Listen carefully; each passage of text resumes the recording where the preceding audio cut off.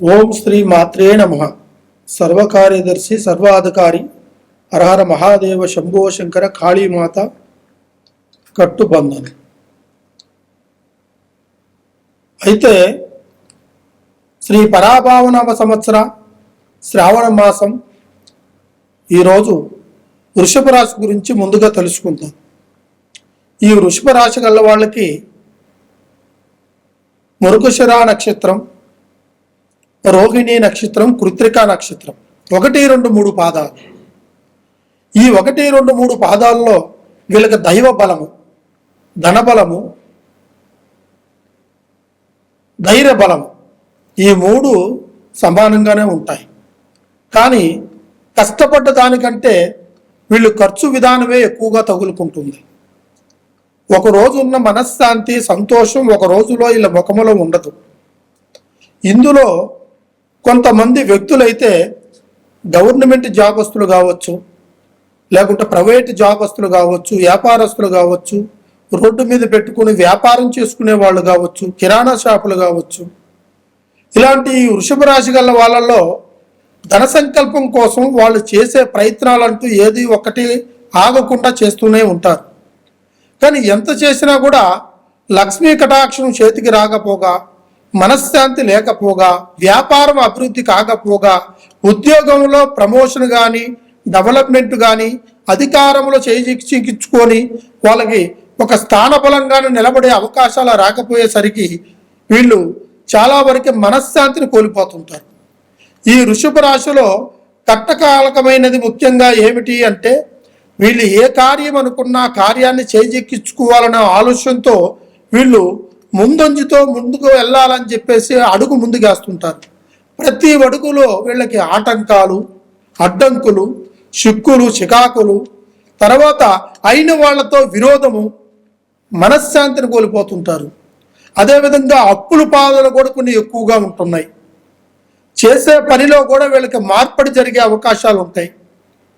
ఇక వీళ్ళు నూతన వాహనాలను తీసుకునే అవకాశము ఉంటుంది. స్త్రీలు అయితే మాత్రం ఖచ్చితంగా వీళ్ళకి కళ్యాణ బల యోగ బలాలు ఈ శ్రావణ మాస గడియల్లో మంచి ముహూర్తాలు, మంచి సంబంధాలు, మంచి వరుడు దొరికే అవకాశం ఉంటుంది. కానీ కొంతమంది మనసుకు నచ్చిన వరుడు కొంచెం దూరం అయిపోతేసరికి చాలా వరకు బాధల్లో ఉంటారు వీళ్ళు.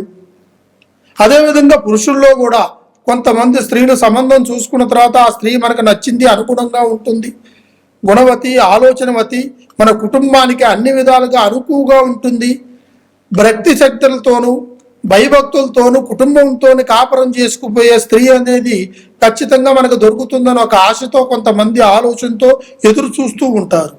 అలాంటి వాళ్ళకు కూడా ఈ యొక్క శ్రావణ మాస గడియల్లో వీళ్ళకి ముహూర్త సంకల్పాలను బట్టి, గడియలను బట్టి వీళ్ళకి సంబంధాలు కుదురుకునే అవకాశాలు ఉంటాయి. అదేవిధంగా ఈ యొక్క రాశి వాళ్ళల్లో ఎక్కువగా విదేశ ప్రయాణము, తర్వాత దూరదేశాల్లో చేసే ఒక బిజినెస్ కానీ, వ్యాపారస్తులు కానీ, లేదా వాళ్ళు ఉద్యోగ రీతిలో కానీ చేసే అవకాశాల్లో కూడా వాళ్ళకు కూడా ఒక అడుగు ముందుగా వచ్చే అవకాశం కూడా ఈ సంవత్సరంలో వీళ్ళకి అనుగుణంగా ఉండేది ఉంది.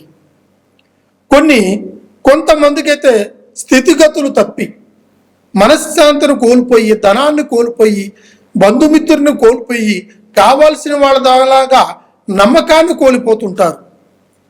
వీళ్ళకి ఎటువంటి కష్టాలు అంటే కంటికి కునుకుండదు, క్షణము తీరికుండదు, దమ్మిడి ఆదాయం ఉండదు. ఎంత ప్రయత్నించినా వాళ్ళ ప్రయత్నంలో ముందడుగు వేయకోకుండా కొన్ని ఇబ్బందులు పడుతుంటారు. ఇకపోతే ఉద్యోగస్తులైతే వాళ్ళు ప్రమోషన్ గురించి ఎదురు చూస్తుంటారు. ఆ ప్రమోషన్లు కూడా ఈ సంవత్సరంలో వీళ్ళకి అనుగుణంగానే ఉంటాయి. పై అధికారుల ద్వారా కొంచెం పై ఒత్తిడి కూడా జరుగుతూనే ఉంటుంది. వాళ్ళకు కూడా మానసికంగా కొన్ని ఇబ్బందులు పడుతుంటారు. అదేవిధంగా ఈ రాశి వాళ్ళలో కొంతమంది ఆరోగ్య సంకల్ప బలాల్లో కూడా కొన్ని ఇబ్బందులు కలిగిన వాళ్ళు ఉంటారు. కొన్ని కారణాల చేత కొంతమంది చెప్పిన మాటలు విని ఆ చెప్పుడు మాటల ద్వారాగా కొంతవరకు వీళ్ళు ఇబ్బందులు పడుతూ వీళ్ళు అనుకున్న కార్యాన్ని కూడా దూరం పెట్టుకొని వీళ్ళు ఒంటరిగా బతికే అవకాశం కూడా కొంతమంది ఈ రాశి వాళ్ళకు కంపల్సరిగా ఉంటుంది.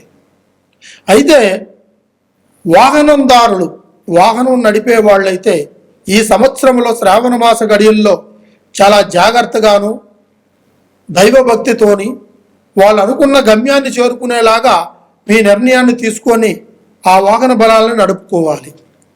అదేవిధంగా ఆస్తులు పాస్తులు కొనుక్కోవాలనుకున్నప్పుడు ఈ సంవత్సరంలో వీళ్ళకి మంచి అవకాశాలు ఉంటాయి. ఈ రాశి వాళ్ళల్లో లక్ష్మి అనేది అనుకూలంగా కొంతమందికి నిలబడుతుంది. కొంతమందికి నిదర్శనం చూపించకపోయినా కొన్ని కార్యాల చేత, కొన్ని సంబంధాలు కొన్ని తెగిపోయి, కొన్ని ఇబ్బందుల చేత కొంచెం డబ్బు రూపంగా నష్టపోయే అవకాశాలు కూడా ఈ రాశి వాళ్ళల్లో ఉంది. గత 2 సంవత్సరాలకు ముందు జరిగిన ఒక సంకల్ప బలంలో కొంతమంది ఇబ్బందులు పడుతుంటే ఈ సంవత్సరంలో వాళ్ళకి ఈ శ్రావణ మాస గడియ ఆగస్టు 16వ తారీఖు నుంచి అమృత గడియలు వీళ్ళకి తదిపరంగా వీళ్ళకి కలుసుకుంటాయి. నూతన స్నేహాలు కలుస్తాయి. కొత్త బంధుత్వాలు పోయి పాత బంధుత్వాలు వస్తాయి.